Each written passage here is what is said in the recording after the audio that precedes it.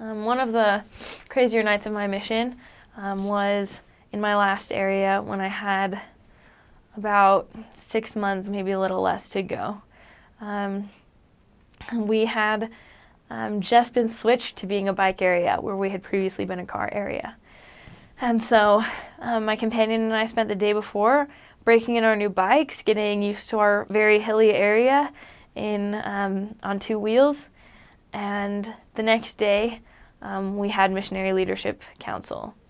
And so we went and we sat in on the meeting. We went home to finish our studies, and we had a few hours at the end of the day to go and proselyte. We decided to head to one area so that we could contact a little bit, get some more investigators. So we headed out. It was dusk. It was getting a little darker. And I was in front, leading my companion behind me. And I went to mount the sidewalk, and I missed the curb. And my front tire skidded along the curb, and I flew off my bike into a flower bed. I was wearing a helmet, but I landed right on my face. So my face landed right in the dirt. And later I looked, and there was a bed of rocks to one side and cactus to the other. And I think an angel specifically dropped me in that patch of dirt so that I could avoid future injury. I sat up. I was able to speak French to some concerned passerbys, which helped me know that, concussions don't affect your long-term memory. So my companion and I decided that we should probably head home because I might not be completely well. As we walked, I was covered in dirt. And one of our members drove past, and she saw us walking covered in dirt, and she yelled out of her car window, "Oh, girls, you look beautiful!"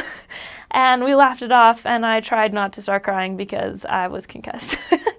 I was able to walk in a straight line all the way home, but my companion quickly called Sister Harrington, the mission president's wife, and told her the situation. We called our zone leaders and let them know what was happening, and then we called the sister missionaries that were on the other half of the island.